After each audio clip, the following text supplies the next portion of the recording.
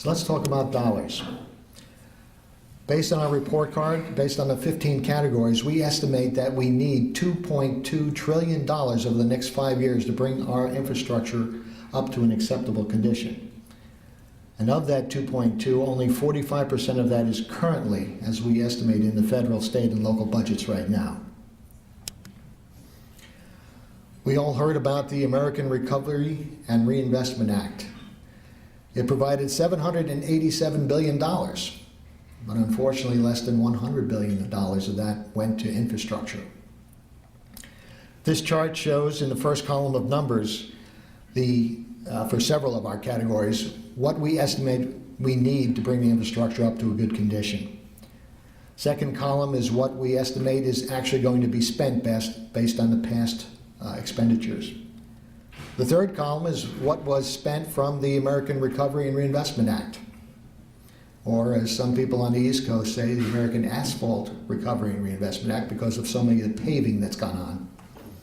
Last column in red is the deficit, what we don't have to improve our infrastructure. And if you total that up for our 15 categories, it's a deficit of $1.1 trillion. And we need that to bring our category up from a grade of D to a B. So, ASCE has put out a condition, but we've also talked about solutions, and we're proposing 5 key solutions to improve the infrastructure. Number 1, increase federal leadership, or provide a vision at a highest level. During the 20th century, the federal government led the way in building some of our nation's greatest infrastructure systems by means ranging from the New Deal systems to the Interstate Highway to the Clean Water Act. Since that time, federal leadership has diminished and the condition of the nation's infrastructure has suffered. To build a strong national infrastructure, we need strong leadership. We need a vision at the top that everybody can point to so we're all going in the same direction. The second key solution is promote sustainability and resilience. As we begin improving the nation's infrastructure, we must take into account the concepts of sustainability and resilience.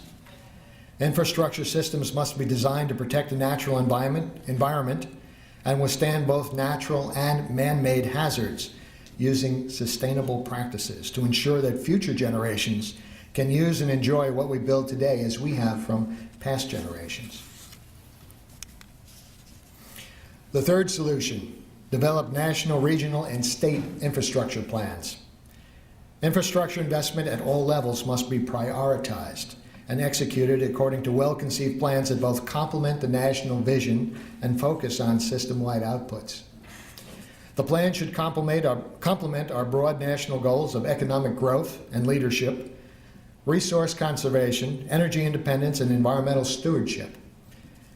Resources must be shared across jurisdictions. Number 4, address life cycle costs.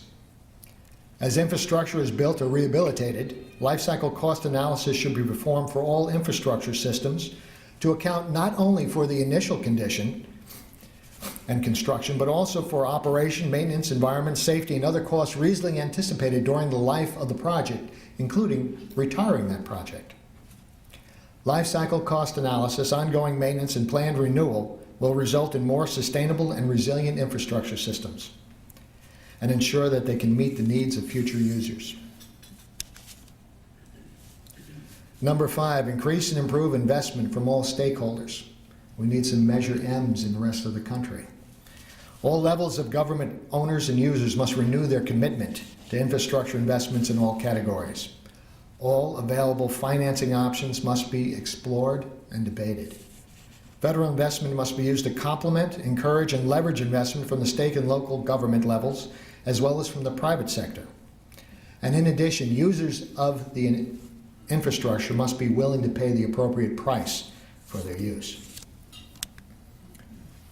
Lee Iacocca, the former CEO of Chrysler Corporation, said, "We are continually faced by great opportunities brilliantly disguised as solvable problems."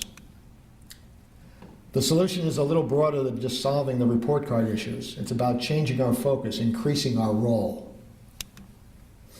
So how do we move forward? Well, right now, ASCE is moving forward with a number of these initiatives. After the report card came out and we put out our 5 key solutions, we convened 10 roundtables. Now, 5 of those roundtables were within the Washington, D.C. Beltway. We concentrated 1 roundtable on each solution, called together a number of people, debated it, see if we could advance it. But realizing that not everything happens inside the Beltway, we took that outside to another 5 locations across the United States and had 5 more roundtables and discussed the 5 key solutions at each of them. We're also in the process of commissioning an economic study. And that study is to see what happens, bring it down to a personal level to people. What happens if we don't invest in our infrastructure? We have some proposals on that and we hope to get that out next year. Last thing we're planning to do right now is convene a vision summit. And that'll happen this spring. We're going to call together maybe 50 to 100 people for a day and a half to 2 in the DC area. And it's not, in fact, the number of people, there's not going to be that many engineers there. We're going to have more sociologists. We're going to have finance people, experts in other types of infrastructure, economists. And we want to come up with a vision for America for its infrastructure. It's funny, when we introduced the 2009 report card in DC, we had one of the local politicians talking at that introduction. And he said, we really don't have a vision for infrastructure. And if anybody's willing to do it, we'll gladly steal it. So we'd like to provide something for them, hopefully some guidance. Okay, so that's what ASCE is doing, but how do we move forward? And we will all have to be participants in this. We have to expand and transform engineering competence and practice. We have to innovate, change the way we do things. We have to raise the infrastructure grades and employ the 5 solutions or variations on the 5 solutions. We have to focus on resilience and emphasize sustainability. That means we have to update the way we do things, the way we design, the way we construct. We have to, our methods, our specifications. You have to educate the public. That's something all of us can do here. You have to advocate to our political leaders. So we have to show up in the public policy arena. Gain and exercise the public trust as a source of useful information and rational decision making. Each of us has a technical expertise. We have to bring that and educate the public about the relationship between infrastructure, economy, and quality of life. Okay. We're going to give you some help on that. If you want to find out more about the infrastructure, you can visit the ASCE website and click on the report card icon. We actually have the 168-page report card book online. You can actually download it as a PDF. And in it, it has all the background material on the infrastructure, where we got our facts, how we came up with the grades, but also it has a list and examples of various communities across the country who have made changes and have started to improve their infrastructure. ASCE members, you can become a key contact. It's very easy. And you'll get the This Week in Washington.